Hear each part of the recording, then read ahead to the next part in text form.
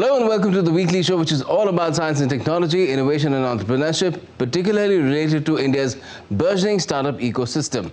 I'm Gautam Roy. India's interim budget 2024 was presented on the 1st of February, and the nation's startups were also watching it very keenly to see what Finance Minister Nirmala Sitharaman would have to offer to the ecosystem before the national elections. There were some substantial announcements, and we're showcasing them all today.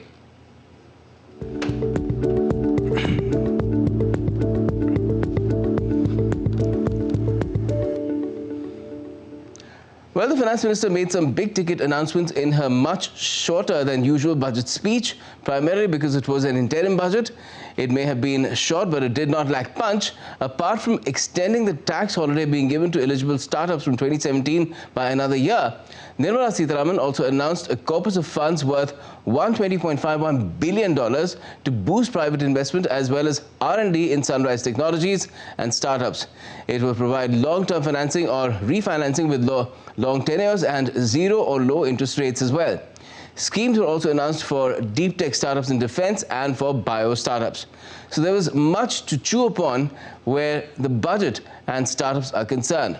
Let's talk about that today with Anshul Sharma, co-founder Red Wing Designs, which builds and operates autonomous drones logistics networks to enable on-demand deliveries for its customers.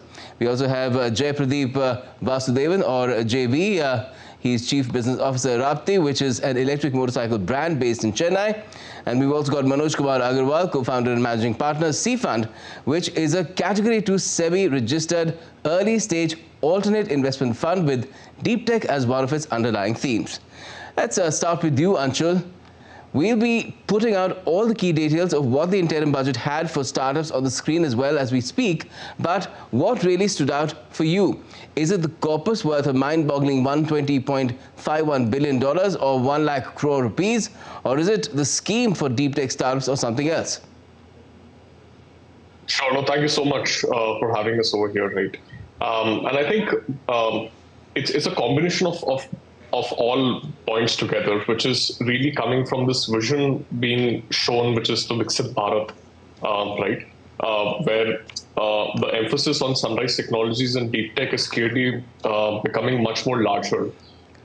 So I think, first is that there is a special emphasis towards a larger corpus coming into the sunrise technologies, which is really going to help specifically deep tech and sunrise even more, because in deep tech and sunrise, what happens is that it takes some time for entrepreneurs and companies to essentially get their initial revenue base up, right? So a government sort of support essentially in the initial days will really help a couple of other sunrise technologies, which is drones, space techs, and so on and so forth, to really gain momentum in terms of adoption as well. Certainly. We've seen that happening in the DevTech space, and now I guess the ambit is widened. JV, if I could come to you, the EV ecosystem related to both vehicles and charging figured in the FN speech as well. How do you assess the support given by the government so far to the sector in terms of what it needs? Yeah, good evening, Gautam, and thanks everyone. So, with respect to the Finance Minister's interim budget on EV support, there are two areas she has spoken about. One is about strengthening the manufacturing for EV, and second is expanding the public charging network. So as far as these two are concerned, how it translates into consumer benefit, if you look at this, solves basically two primary barriers for the EV adoption. One is range anxiety, and second one is about the initial cost of acquisition. So the EV support for manufacturing is bound to reduce the cost. It is bound to improve the efficiency, and therefore finally it will help in reducing the cost of acquisition for the consumer. And similarly, the expansion of charging network, which is the CCS2 charger or the public charging network, which is already 12,000 in numbers in the country. So as this keeps expanding, you'll reach a stage where every 4 or 5 kilometers you'll find a charger, EV charger. So that will definitely help in breaking the barrier in terms of the range anxiety And therefore, these two fundamental support, we look at it as a very, very strong support for a long-term EV adoption for the country. Wonderful. Now, Manoj, C Fund has had focus on both deep tech and sustainability-based startups in terms of its funding. Which interim budget proposals do you think will give a leg up to these sectors? Thank you, Gautam, for having me here on this program.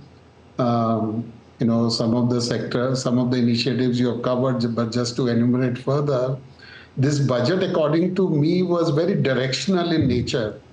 With a narrowing focus into the future. For example, when we talk about sustainability, the focus on the whole EV charging infrastructure, which will enable further investments in both manufacturing and deployment of EV charging infrastructure across the country, also giving a leg up to manufacturing locally, made in India initiatives. Then the focus on biomanufacturing and biofoundry will also enable investments in new technologies, new alternatives to biodegradable polymers, bioplastics, and pharmaceuticals. Rooftop solar scheme will enable a boost to manufacturing in that technologies around solar. Then on the deep tech side, two major initiatives which will have a long-term impact is certainly the 1 lakh crore corpus to finance long-term research and innovation.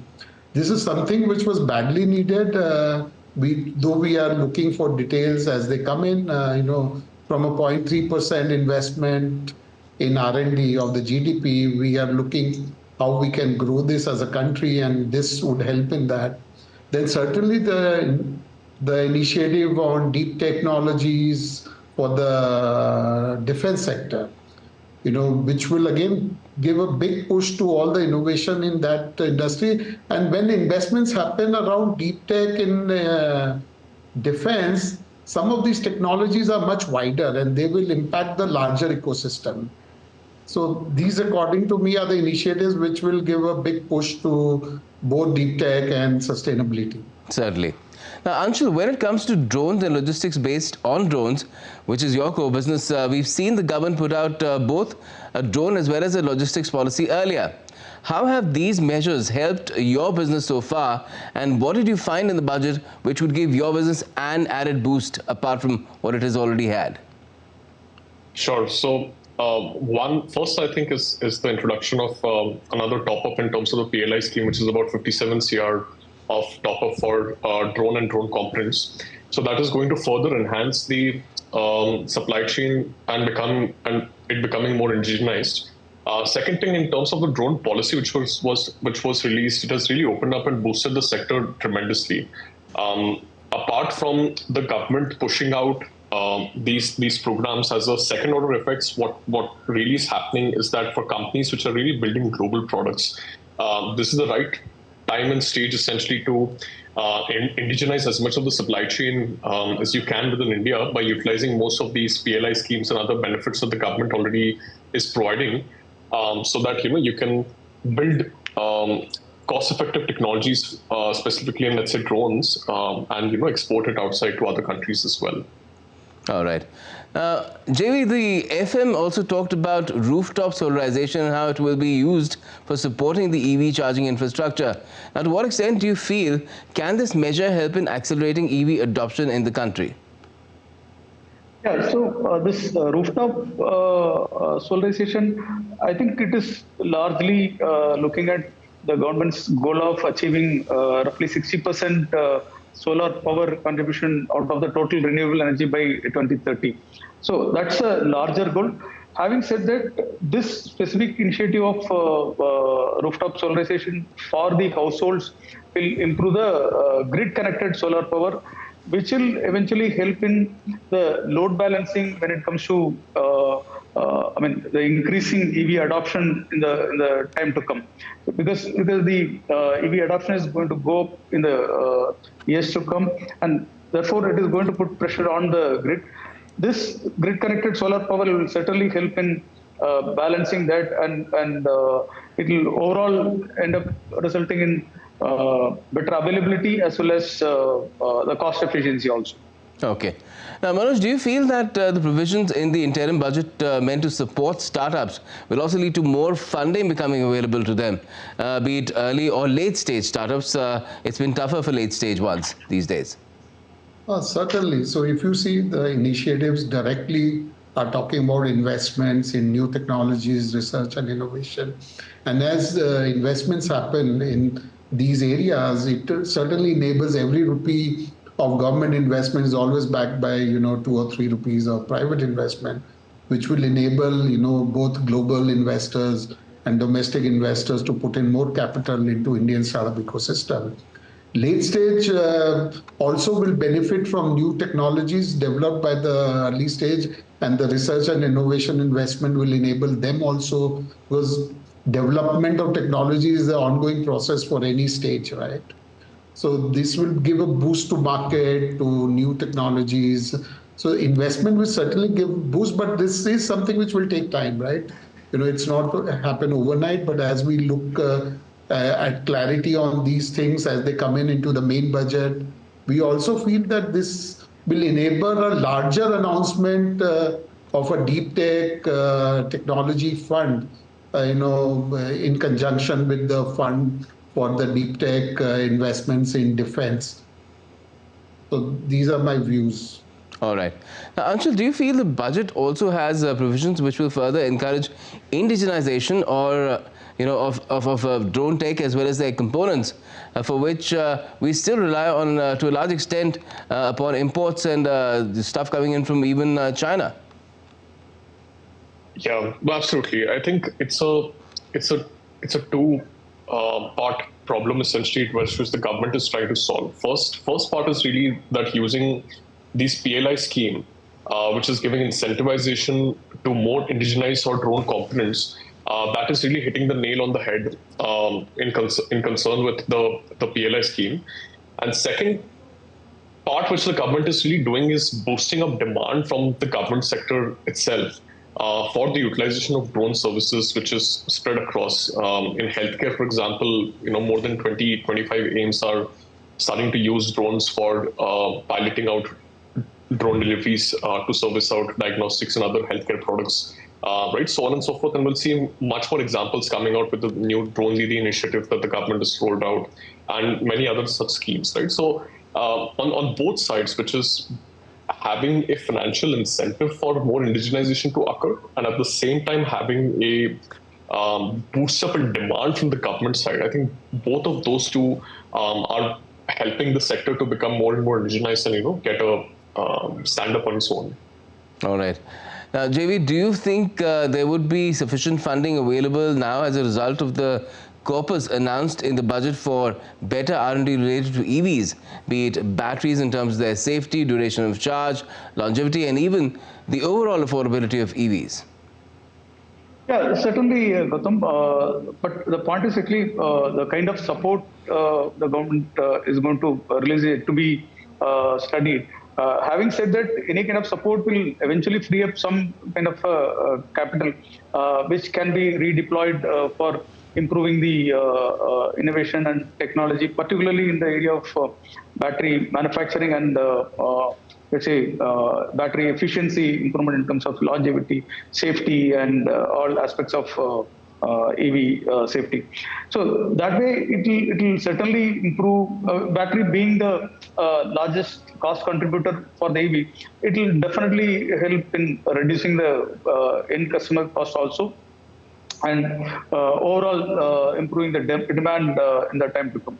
So therefore, this will definitely help the industry to sustain in the long-term future. What kind of a mechanism do you think should be in place where, how this fund is used, this 1 lakh crore rupees, over $120 billion fund? It will, of course, come over a course of several years. It won't come like in one go. But still, what kind of a mechanism do you think would ensure that it is utilized to, the optimum? Yeah, this is, this definitely it is going to help the industries to take the right kind of investments from time to time. So we are quite confident that this will help overall as an industry to strengthen the entire EV adoption and EV penetration in the time to come. All right. Now, Manoj, the full budget will be coming in July after the elections. What do you think would be or should be the concomitants to the announcement made on the 1st of February where the full budget is concerned? So like I said, Gautam, that the many initiatives announced here are very directional in nature, and a lot of clarity has to come in. So we expect the full budget to provide that clarity in terms of these initiatives with larger details. And then we also expect that there will be probably more initiatives. If you see in the budget, the word, despite so many initiatives, the word startup was probably used 4 times, right? So, because it was a short speech and an interim budget, we expect that the full budget will have much more focus on the startup ecosystem, on the deep tech ecosystem, which will be much wider. We also expect probably an announcement of a very larger fund, along with the financing for R&D, for investments in deep tech startups. See, if you remember, in 2016, Finance Minister announced this 10,000 crore fund of fund initiative for investment startups, yes, which was wider, and it is almost fully utilized or at least committed, which has enabled probably investments of 8 to 10 times in startups over the years. Imagine if this were to be 1 lakh crore over the next 8-10 years. So the investments can be 8 to 10 times of that. So the impact will be multifold. So initiatives like this, we expect that they could be announced because, this government, if it comes back, will be 3rd time with larger focus. And if we have been following the narrative and also the announcements, there's certainly a lot more focus around innovation, deeper technology, around material sciences, around aerospace, space, and various AI. So we expect a lot more to be coming over the final budget and maybe during the year.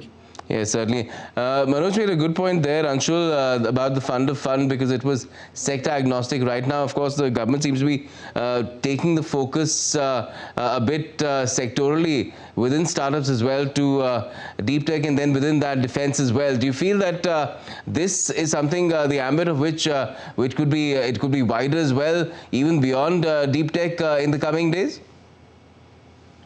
Yeah, I mean, certainly. I think the scope can perhaps increase to a much more larger extent. But the exciting thing about this emphasis or the vision, which is getting stated as the Viksit Bharat by 2047, for a Viksit, and the definition of the Viksit Bharat, I think, as days come, as we get more details, essentially we'll be able to have a much clearer idea. But it looks like that Viksit Bharat is a Bharat in which there's a lot more emphasis towards sunrise deep tech and a lot more emphasis towards essential industries as well, right?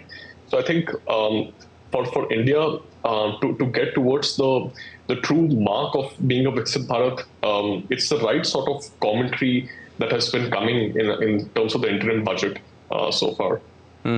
Because even within deep tech, JV, what we're seeing a lot being talked about, and of course seeing a lot of possibilities in it, is AI, generative AI, and other forms of AI as well, and its applied technologies. The budget didn't talk about it that much, but do you feel that that is something that may be amended or maybe added to in the full budget? I think if you take any EV, today's EVs, I think it's inbuilt. The AI and all these technologies are part of the EV ecosystem today, unlike the IC world. So therefore, I think when it is encompassing EV, I think it covers the entire AI and all the related technologies as well. So therefore, I think focus on EV and specifically to improve the the customer-oriented features will certainly improve the performance and therefore the demand in the time to come for the long-term sustainable demand for the future. All right. Well, I will have to leave it there. Thanks a lot for joining us to talk about the budget, the interim budget.